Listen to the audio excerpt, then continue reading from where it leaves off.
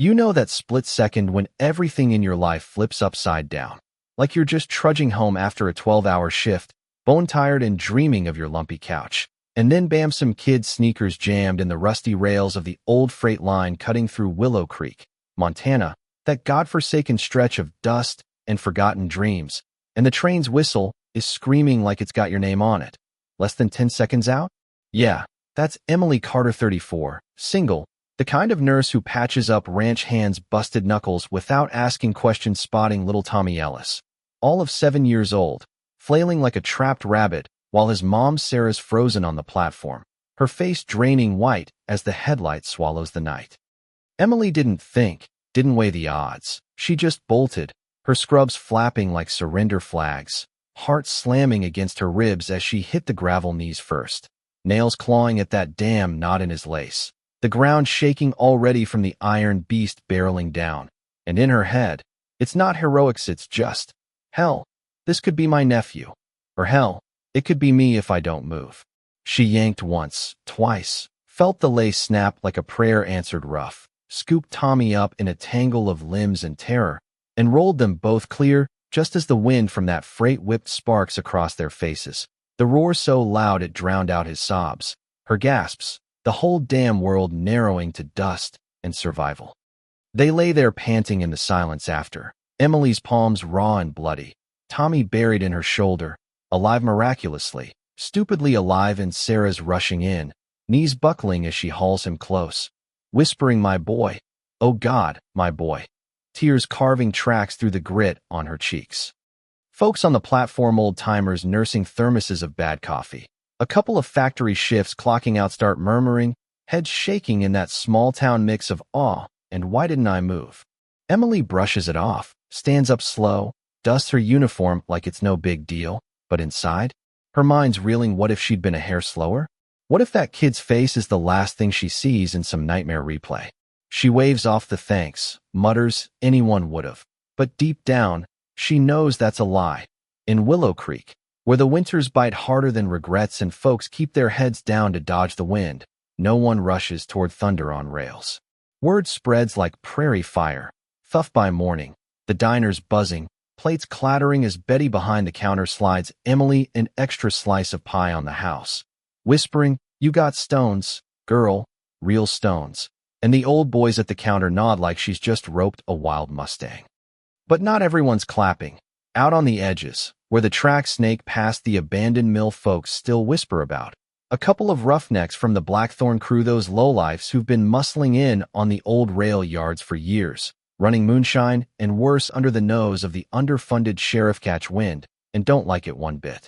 See, Willow Creek's got its shadows. The Blackthorns, led by that snake-eyed weasel Harlan Voss, have been shaking down widows like Sarah for protection fees on their rundown trailers near the tracks, claiming the land's theirs by some bogus old claim from the rail wars back in the 50s.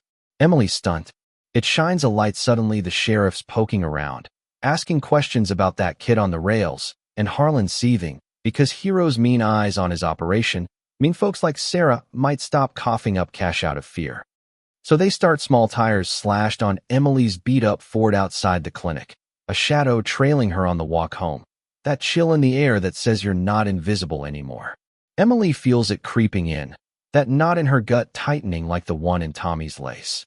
Nights, she bolts awake, staring at the ceiling fan's lazy spin, wondering if she's cursed herself by playing savior after all.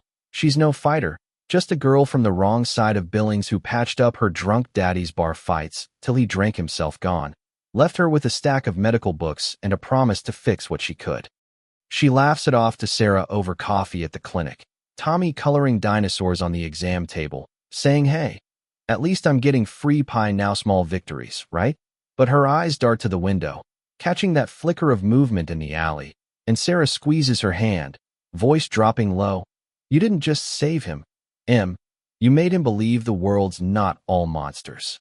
It's those words that steel her, make her square her shoulders on the late shift walk home, past the flickering sodium lamps and the rusted silos looming like judgmental ghosts.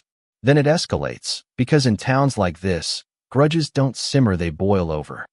3 nights later, Emily's locking up the clinic, the autumn chill nipping at her collar, when Harlan and his two-bit enforcer's big lug named Zeke with a scar like a lightning bolt down his jaw, and Skinny Rattler who twitches like he's allergic to sunlight step out from the mouth of the alley, blocking her path under the hissing streetlight.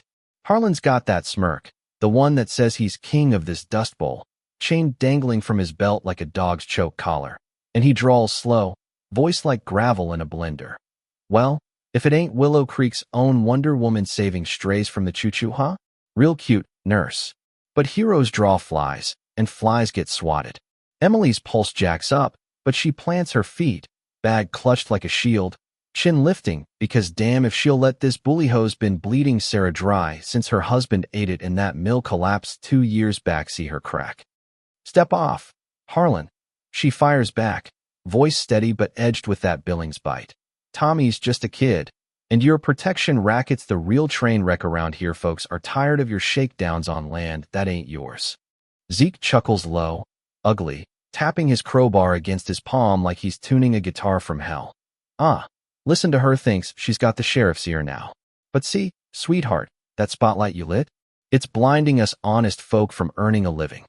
You back off, or next time it's not tires, it's you and the widow's brat. Right back on those rails for round 2. Rattler leans in, breath sour as regret, hissing through yellow teeth.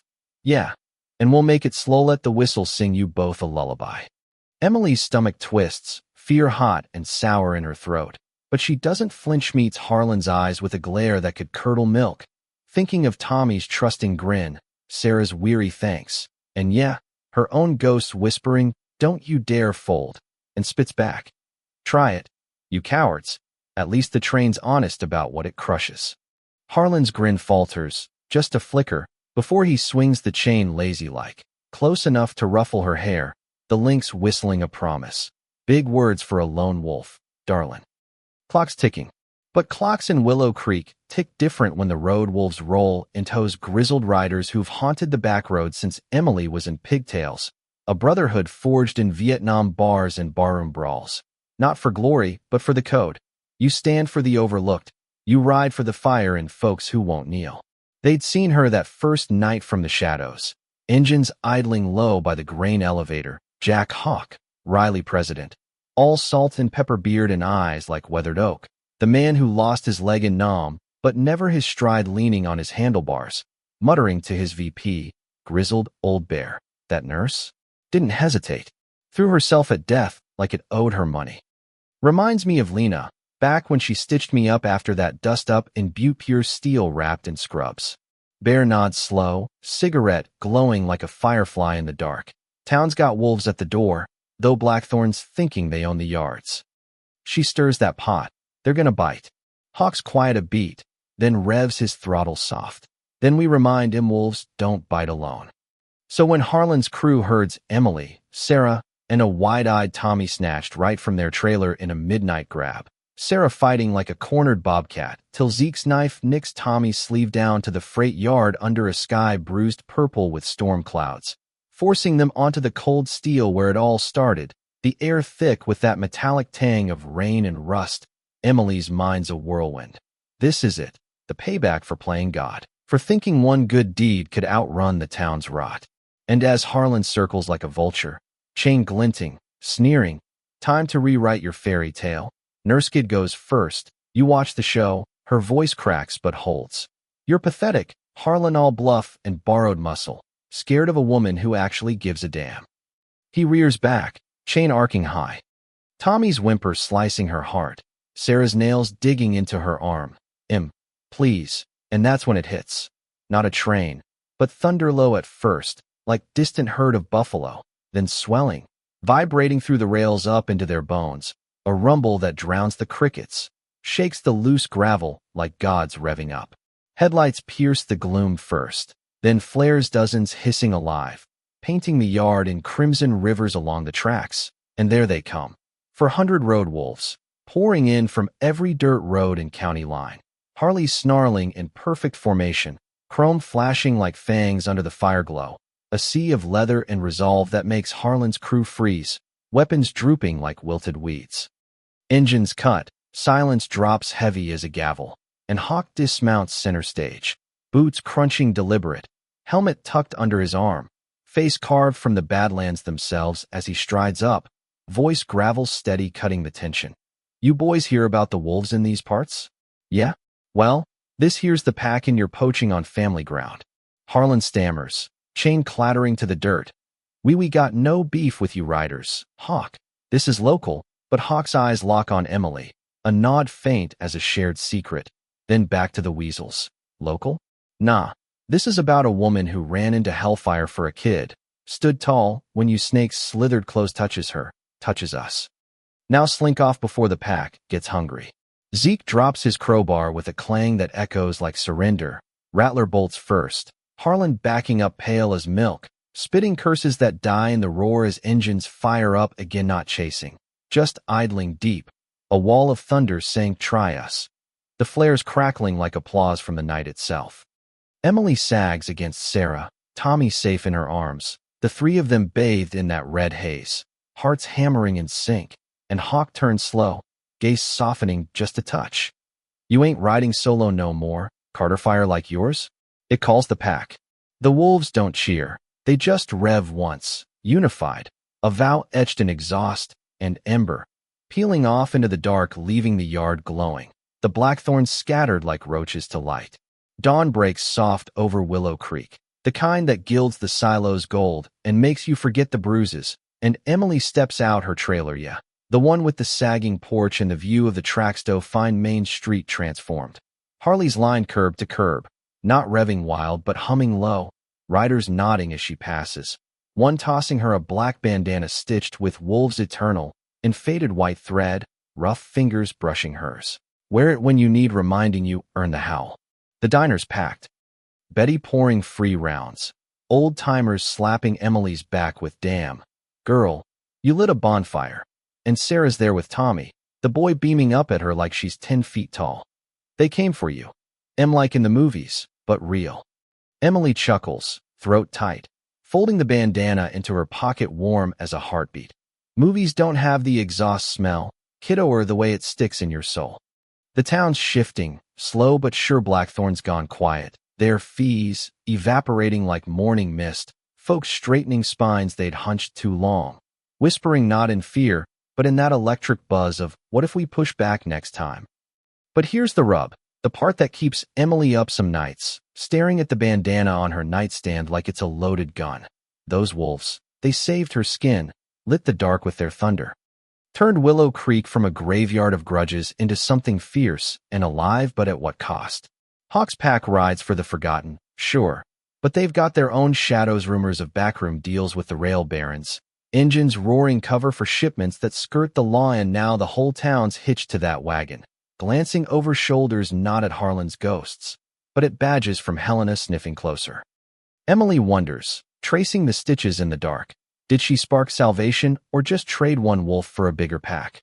Made a hero's stand that healed a boy, bonded a widow's heart to hers, woke a community from its stupor. Tommy's already sketching Harley dragons. Sarah's talking community watches instead of whispers, but damn, what if the fire she lit burns too hot, scorches the fragile peace they've clawed back? So yeah, that's the tale from the tracks of Willow Creek, the nurse who dodged death for a stranger's kid, the rumble that answered her roar, the town that traded silence for spine. But tell me, when the pack circles to protect, is it brotherhood or just a prettier cage? You ever stared down your own shadows and called in the thunder? Did it save you? Or just rearrange the storm? Drop your take in the comments below, folks, right or wrong, hero or fool. What's the line where courage tips into chaos? Hit that like if it hit you sideways. Subscribe for more raw slices from the heartland. Share this with someone wrestling their wolves, and let's keep the conversation roaring. What's your Willow Creek story?